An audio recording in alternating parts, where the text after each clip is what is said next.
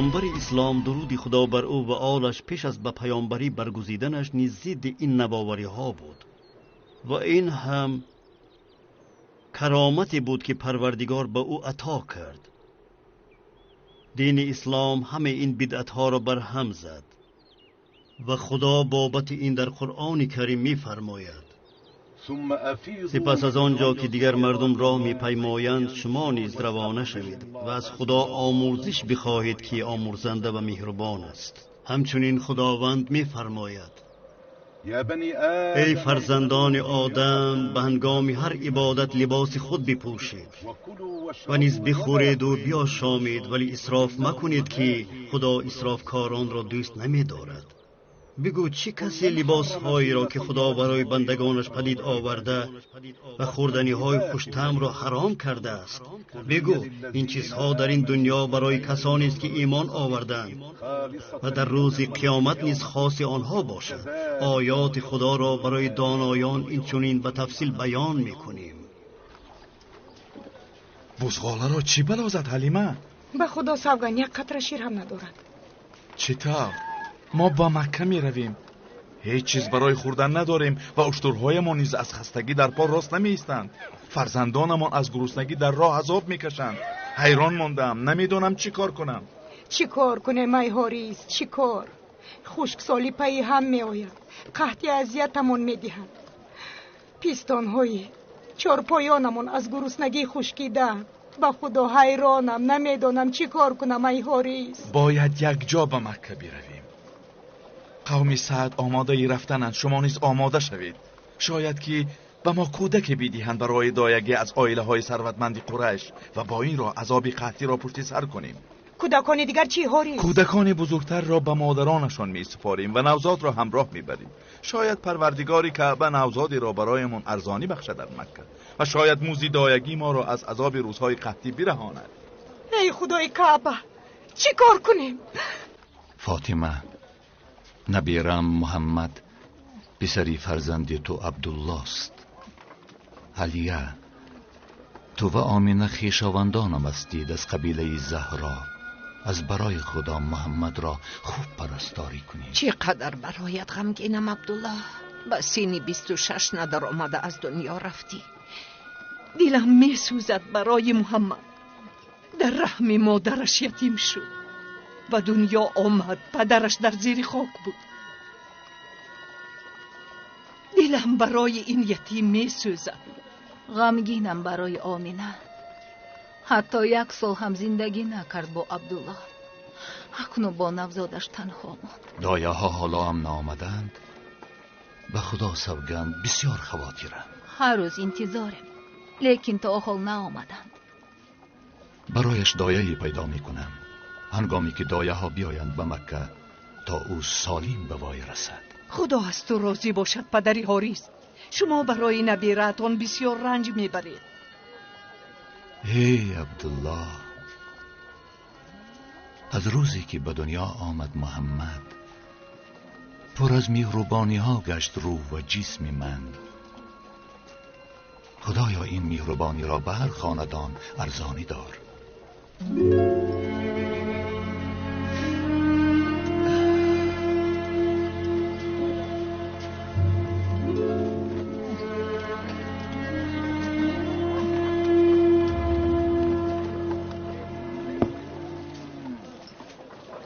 ای زن، تو از قبیله سعدی؟ بله، من حلیمه دختری زعیب از قبیله فرزندان سعد ابن بکرم. این کس باشد شوهرم حاریس. این نوزاد من است. نبیرم محمد یتیم شد. میخواهم که شما او را دایگی کنید. به خدا او نوزادی با برکت است. بسیار میخواهم که در دست شما در قبیله قومی سعد تربیت یابد و بزرگ شود. یتیم است میگوید؟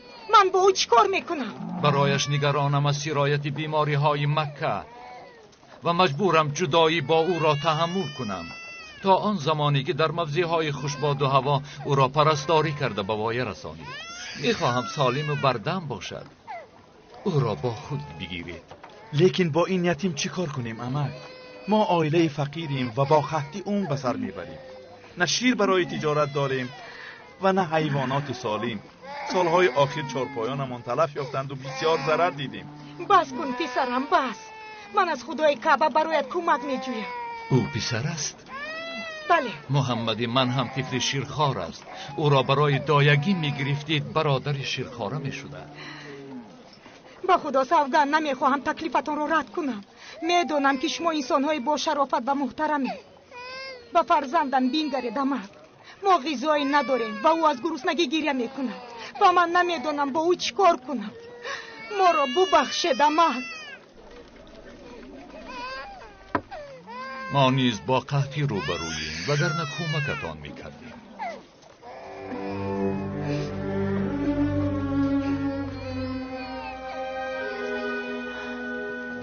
اکنون چیکار میکنیم؟ دلم برای او میسوزد.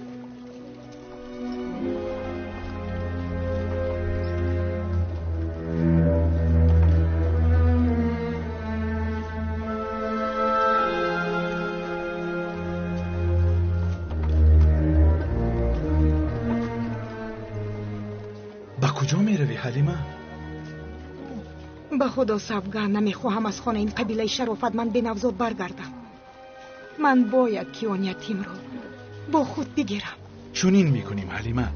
شاید به واسطه شاملی رحمت خدا شوی. منتظر باش. به نزد مادرش رفته او را میگیرم. بگذار با پسرمون برادری شیرخواره شود. او را گرفته برمیگردم درها. کودک را به من بیده. اینجا انتظار میشم.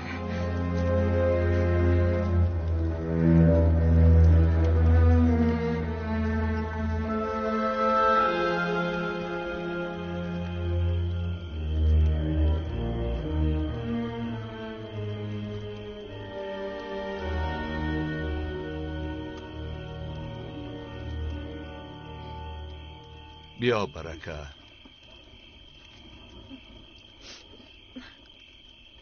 اینجا بنشین. من تو را میفهمم. آنها محمد را بردن سرورم.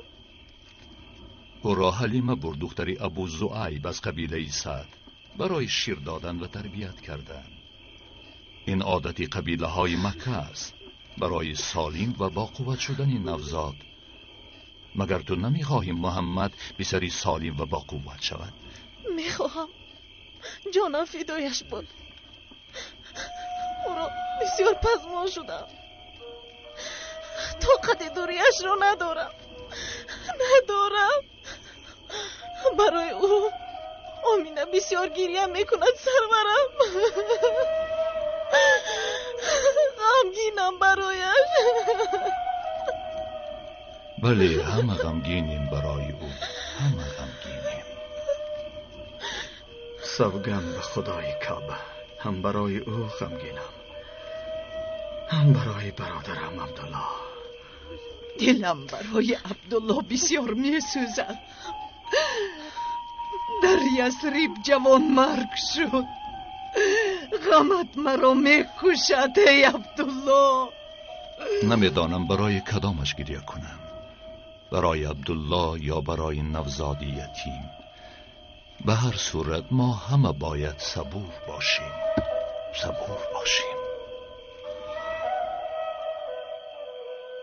با خدا سوگند مادر اکریمه، زمانی که نوزاد رو گرفتم در غم بودم که با او چیکار میکنم، اما همش برعکس حال صورت گرفت. چون به خانه آمدیم او و فرزندم به سری از پیستانهایم شیر نوشیدن. برای آنی که غم میخوردم به زودی پسی سر شد. سپس حاریس به نزد اشترمان رفت.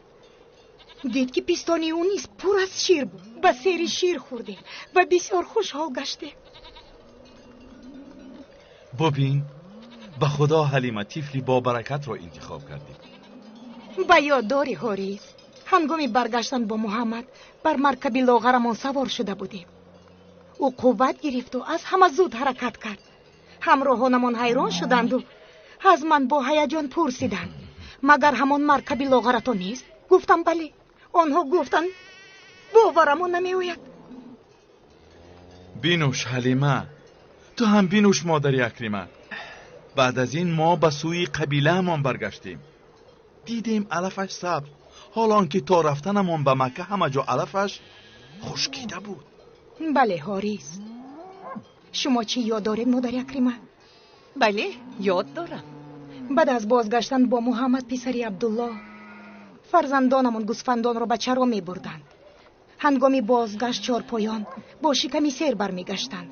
ما آنها را می دوشیدیم و می نوشیدیم، در حالی که هیچ کس از قبیله سعد نمی توانست از چارپایانشان بدوشند. آنها به چوپانهای خود می گفتند مثل فرزندان حلیمه چارپایان را بیچرانید. به خدا روحی مبارک است. محمد در کجاست؟ همراهی برادرش بازی دارد. او دیگر شیر نمی نوشد. 2 ساله شد. حلیمه، آن طفل را به ما امانت دادند. اکنون زمانی برگردانیدن آن طفل رسید. میدانم حاریس، جدایی از او برایم گران است. امیدوارم که مادرش آمینه از 2 سال هم بیشتر راضی می شود تا این طفل با ما بماند. من این را از تو بیشتر می خواهم حلیمه، اما فرصتی برگردانیدن او فرا رسید. پدر، چی ها می گوید درباره محمد؟ دخترم، او را به خانوادهش برمی‌گرداند.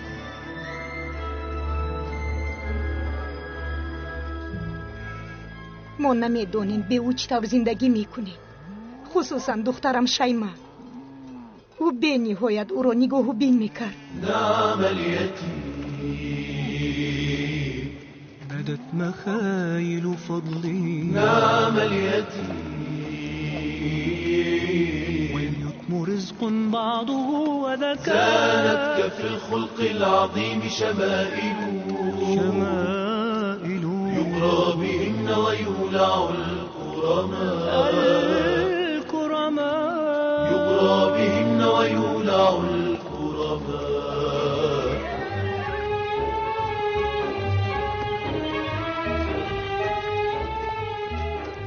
حاریس، ای حاریس،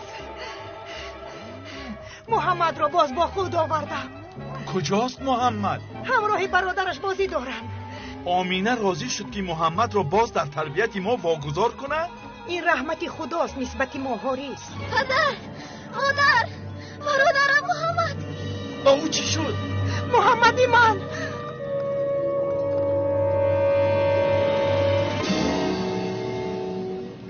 پسرم، خوب کردی که نزدی من آمدی. من نیز نزدی تو رفتنی بودم. بنشین.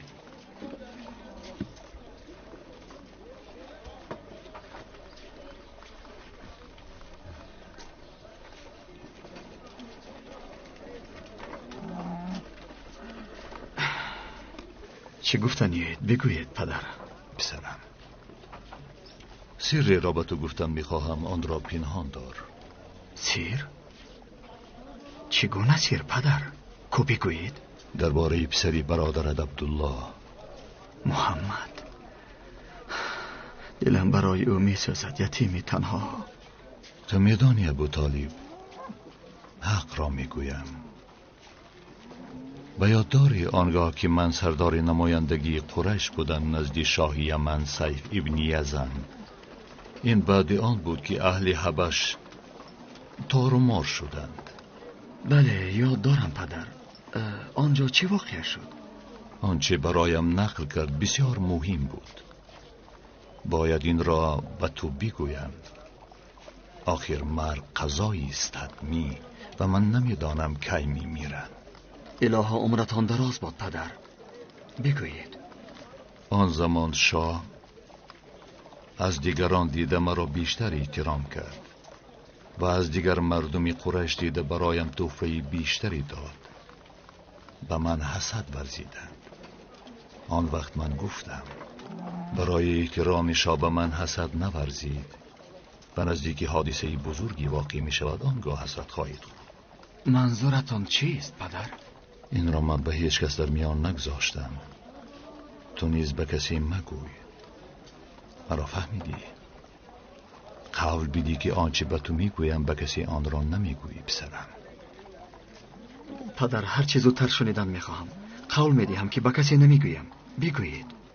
خدا از تو راضی باشد. خدا راضی باشد. چون هم نشینی به پایان رسید، من و شاه تنها ماندیم. به من گفت به زودی طفلی به دنیا می آید. در او نشانه های موجود است. حکمران می گردد و حکومتش تا روز قیامت ادامه می یابد.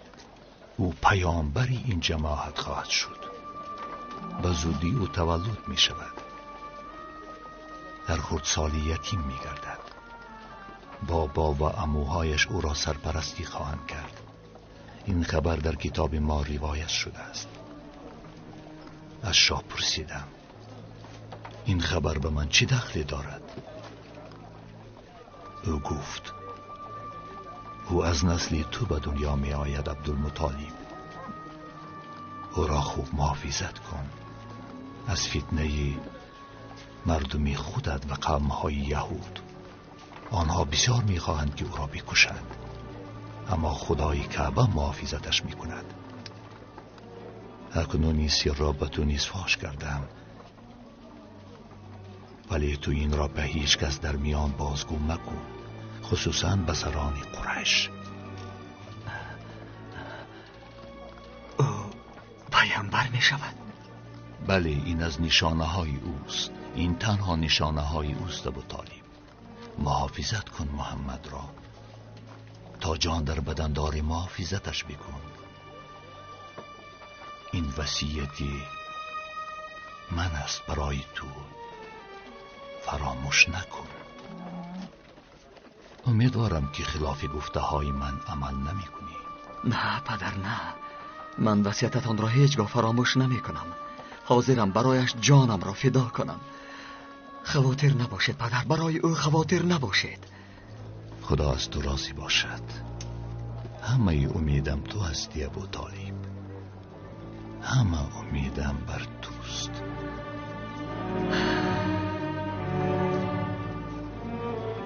ما به نزدش شتافتیم پدری هوریس.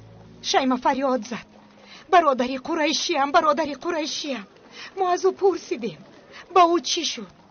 او گفت آدمانی سفید پوشی برادرم را به زمین خوابانیده شکمش را شکافتن، چیزی را گرفتن از شکم برادرم. به خدا حیران ماندم. سپس من و هوریس دویدیم به سوی او. دیدیم رنگ و رویش پریدگی. او را به آغوش گرفتم. هوریس هم حیران مانده بود آنجا. ما از او پرسیدیم با تو چی شد پسرم؟ او جواب داد دو انسانی سفید پوش نزدم آمده سینه‌ام را شکافتند و از آنجا چیزی را گرفتند، لیکن من چیزی را نفهمیدم. ما به خیمه خود برگشتیم و به حلیمه گفتم میترسم که به جنها علاقمندی داشته باشد، باید او را به نزدیکانش برگردانیم. بسیار در حراسیم ما برای او. و همچنین چند نفر ناشناس او را داشته از بدنش چی نشانه رو میجستند. یکیش به دیگری گفت این همان طفل است. خواستند او را از ما بگیرند. به زوری او را از دستشان گرفتند. بسیار در هراسم. تشکر به شما فرزندان سعد. تشکر. ما پشتیبان شما خواهیم بود. به خدا او پسری با برکت است. با برکتش زندگیمون تغییر یافت. چراگاه‌هایمون سبز شد. 4 پایانمون سالم و شیردهنده شدند. قحطی ها را پسی سر کردیم. گویا کسی از غیب کمکمون میکرد. چون او همراهمون بود. تماما غم و غصه و عذاب از ما دور بود. آیا تو با آمینه نقل کردی؟ بله، نقل کردم. او با تو چی گفت؟ او سخنانی عجیبی گفت. چون همش را با او نقل کردم، او پرسید نخواد برای این تو ترسان شده باشی؟ من گفتم بله. او چون این جواب داد نترس، شیطان و جنها هرگز نمیتوانند نزدیکی او شوند. و درباره زمانی حمل خود به من نقل کرد. درباره روشنایی نقل کرد که در قصر بوسرا در شام می درخشید. و باز گفت چون به دنیا آمد دستانش را به زمین گذاشت و سرش را به آسمان برداشت. زمانی هم را برداشتن دردی نکشیده است. گفت ای حلیمه برایش خواطر مباش. او کودکی بسیار بسیار پربرکت است. من از خدای کعبه التجا دارم که او را از ما جدا نکند و او را از شر اینس و جین حفظ نماید. حقا که آینده بزرگ او را انتظار است. پیامبر اسلام درود خدا بر او و به آلش آن زمان 5 ساله بود که حلیمه او را به مادرش برگرداند. در سن 6 سالگی همراه مادرش به مدینه سفر کرد. او در آنجا بسیار خوشحال بود در مهمانی خویشاوندانش از قوم نجر. با کودکانشان بازی میکرد و آنها او را دوست داشتند. هنگام برگشتن مادر پیامبر اسلام درود خدا بر او و به آلش آمینه در موضعی با نام ابوبکر در بین مکه و مدینه وفات کرد و آنجا دفن شد. قسم به خدای کعبه، حوادث بسیاری را درباره محمد شما مشاهده کردم. نقل کن حلیمه، نقل کن. او صبحگاهان بر وقت از خواب خود برمیخیست. برادران شیرخوارش را هم از خواب میخیزاند. برادران شیرخوارش مویهایشان پریشان، رخسارشان خواب‌آلود. محمد چی حلیمه؟ او طفل مبارک است، با رخساری درخشنده به ما می‌نگریست. با همه مهربان بود. او با کلی دیگر است. مبارکتان باد فرزندان هاشم. این محمد. او چگونه شیر می نوشید حلیمه؟ بسیار عجیب بود. تنها از یک سینه هم شیر می نوشید. دیگرش را به برادر شیرخوارش عبدالله پسر حارث می گذاشت. او همراه برکه به مکه بازگشت. برکه او را چون مادر نگاه بین می کرد. با پشتیبانی بابایش عبدالمطالب، سپس عمویش ابو طالب و همسر مهربانش فاطمه دختر اسد. در 7 سالگیش محمد تماما یتیم شد. یتیمی بی پدر و مادر. چه تلخ است یتیم بودن. نعم اليتيم بدت مخايل فضلي. نعم اليتيم ويطم رزق بعضه وذكاء. زانت كف الخلق العظيم شمائل يقرى بهن ويولع الكرماء.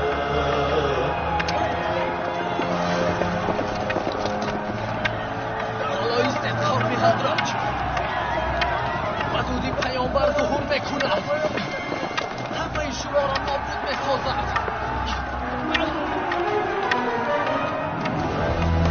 بله سرورم، در یثرب در خانه خویشاوندش بودیم. از قوم نجر یهودی‌ها خواستند محمد را بکشند. آمینه او را به شتاب گرفته به راه برآمدیم. خدای کعبه رحمتش کند. در سرزمین ابوبکر این دنیا را پدرود کن. عزیزی من آمینه، مادر نبیرم، اکنون با پسرم عبدالله بپیوست.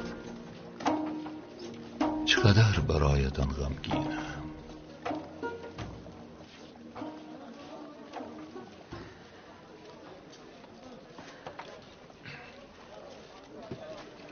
درود به شما پدر. نبیره‌تان محمد به اینجا می آید. نبیره دوست داشتم نزد من می آید. بگذار بیاید. از جان دیل او را دوست دارم. من از دیدن او آرام می گیرم. ای فرزندان عزیز،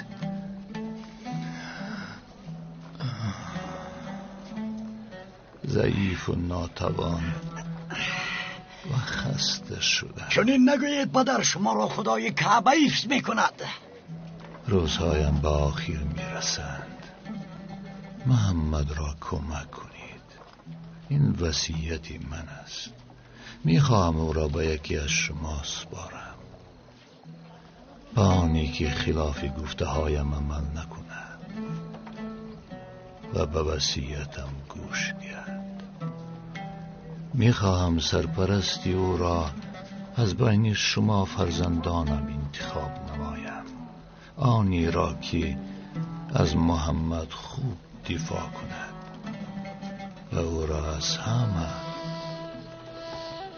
بیشتر دوست دارد. من پدر. نه من پدر. ای پدر، سوگند به خدای کعبه، هیچ کس را در دنیا دوست نداشتم چون برادرم عبدالله و محمد را نیز از روز تولدش آنچنان دوست می‌دارم که به خدا کسی را چنین دوست نداشتم. از فرزندانم دیده او برایم عزیزتر است. آخر او پسری برادرم است که ما از یک پدر و مادریم. باید که او را من پرستاری کنم. او را به تو می سپارم ابو طالب. آن یتیم با این همه غم و غصه ها نگاه نکرده جوان مرد است. سرپرستش باش و او را خوب دفاع کن. حقا که ما را حفظ می کند خدای کعبه. آسوده باش پسرم. چون پسران خود را دوست می دارم و پرستاریش می کنم. تا آن زمان که من حیاتم کسی نمی تواند به او ضرر رساند. آسوده باشید پدر، آسوده باشید. برای که ابو طالب نه سرمایه دار است و نه مثل من انسان آبرومند است. یکان کس مثل من محمد را دوست نمی دارد. من از همه شما دیده بزرگترم. آخر والدین من و پدر او یکی اند. من به این حق بیشتری دارم. ای پسران عبدالمطالب، به همگان برسانید. بعد سر من سربری شماست ابو طالب. شخصا به تو ابو طالب محمد را میسپارم. محمد را ابو طالب، محمد را، یتیمی بیچاره را، پسری برادرت را نگهبان باش. محمد را ابو طالب، محمد را. آسوده باشید پدر، آسوده باشید.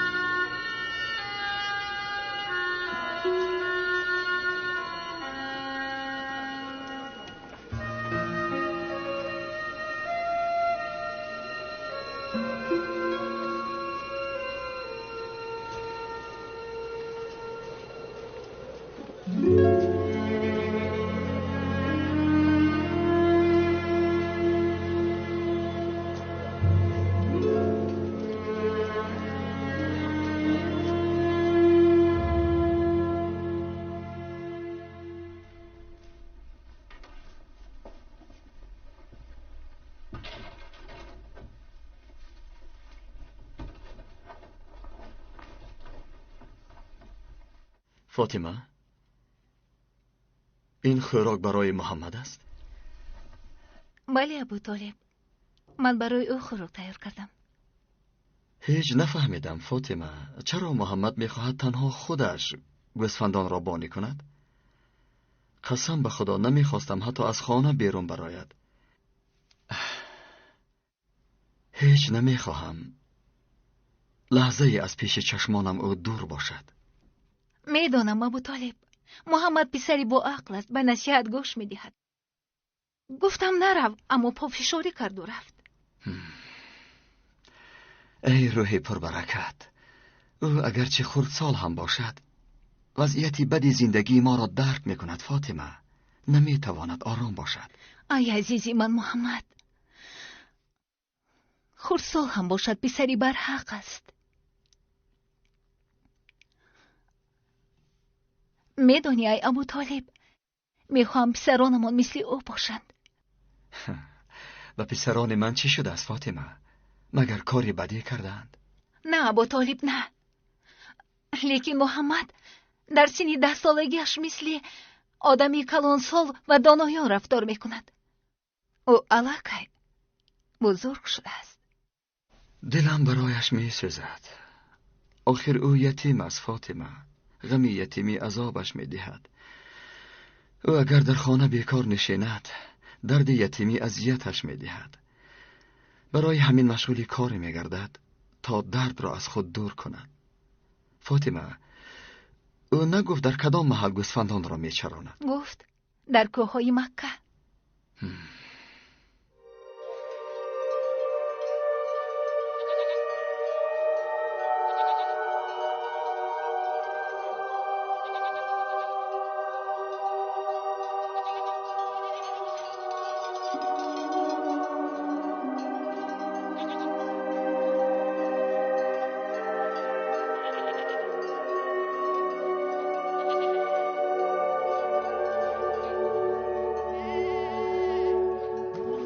مردم نمیخواهند. پسران امیه به یک خلاصه آمدند و خلاص. آن ابرها را میبینی ولید؟ بله میبینم. چی شد؟ از آنجا نمی جنبند. چند مدت شد که بالای کوههای مکه را سایگی میکنند. آخر تو اقلیم اینجا را میدانی که پسری امیه بهار و تابستان گرمای تفسان دارد و تیر ماه و زمستان به نهایت سلقین است. آنچه را میبینی تنها ابر است ایستاده. ابرهای ایستاده را بار یکم میبینم.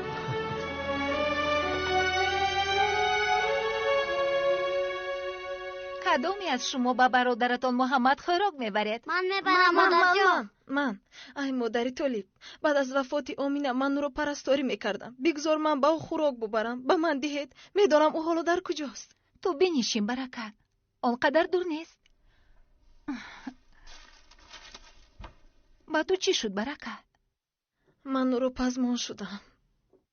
محمد را پزمان شدی؟ آخر او نو از اینجا رفت. به خدا قسم او را پزمان میشوم، حتی در نزدم باشد هم. تصور میکنید شما چون سحر برآمد همون لحظه برایش پزمان شدم. خدا همه وقت از تو راضی باشد ای برکت. ببر خوراک را برای محمد، سلامی مرا به او برسان. حتما سلامی شما را به او میرسانم.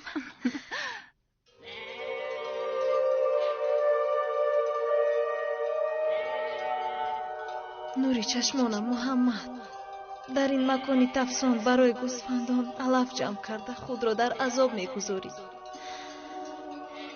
مردم مکه باشند مبلغ ناچیزی را برایت میپردازند.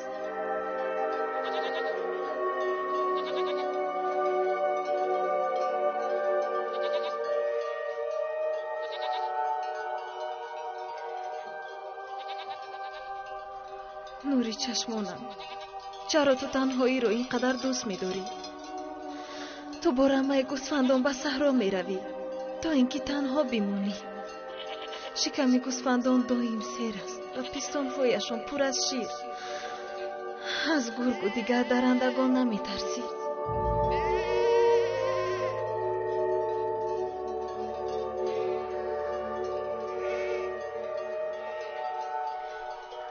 جانی برکه فدایت.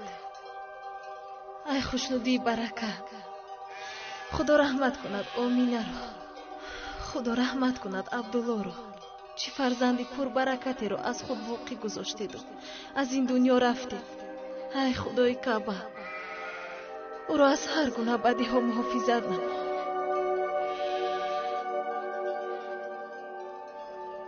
ای محمد، ای نوری چشمانم، میبینم که گرسنه نشدی. ای خدا.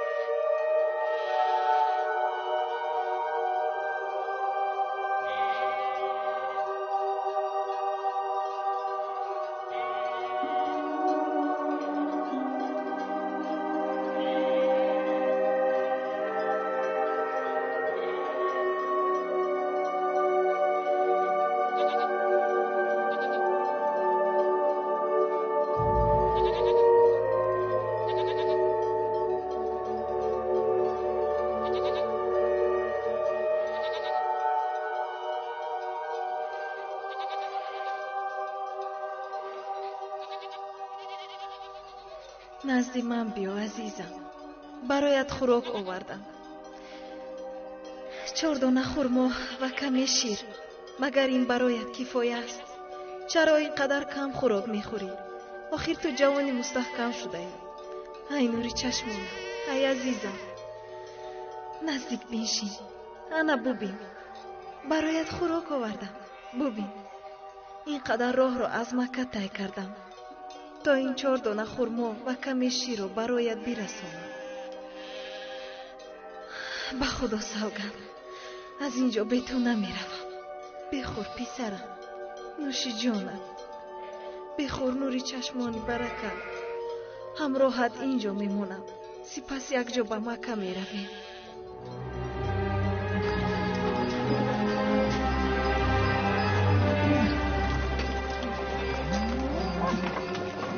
در جوانی پیامبر درود خدا بر او و به آلش به خردسالی خود نگاه نکرده به کارهای عمکش ابو طالب کمک میکرد. او هیچگاه بیکار نمی نشست. کارهایش بسیار پسند می آمد به مردم مکه.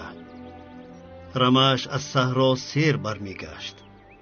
همه میخواستند چارپایانشان را محمد یتیم شوبانی کند با مبلغی ناچیزی. چون رمه را به کوههای مکه می برد، دیگر شوبانها به چرانیدن او حسد می ورزیدند. پیامبر اسلام درود خدا بر او و به آلش به مردم گفت همه پیامبران خدا چوپان بودند و پرسیدند تو هم پیامبر هستی؟ جواب داد بله و افزود من عربی اصلیم، از قبیله قریش که به بایه رسیدم در قبیله سعد.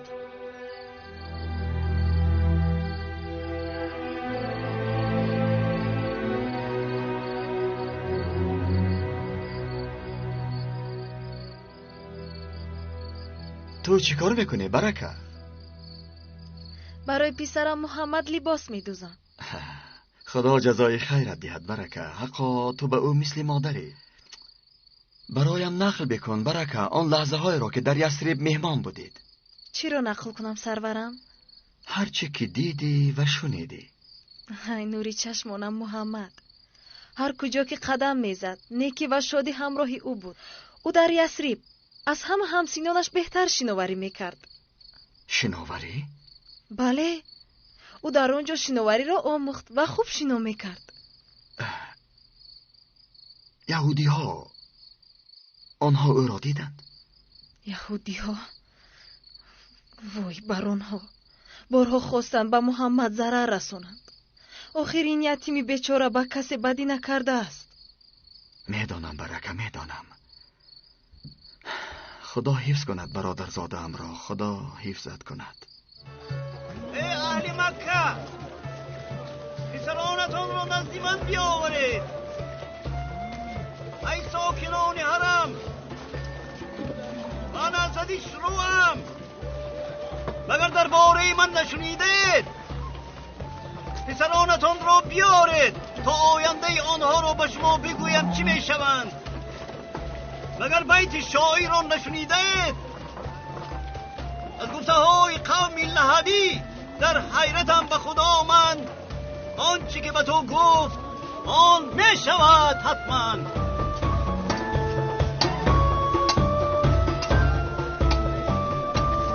این لهبی پیشبین در کجاست؟ در نزد کعبه است.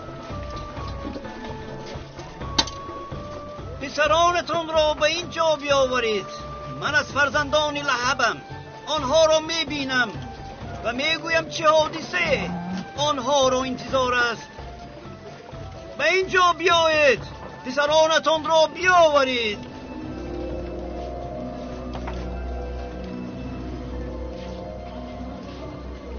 من از فرزندان لهبیم. هیچگاه خطا نمی کنم. جز من هیچ کس آینده را درست و عمیق گفته نمی تواند. وای بر شما، ما لهبیم، هیچگاه اشتباه نمی کنیم. پسری مرا ببینید. پسری تو را ای زن قریشی ناخوشی هایی در پیش است. نخواد که. شما اهل فارسید؟ نامش چیست؟ عمرو ابن بود. بیا نزدیکتر بیا.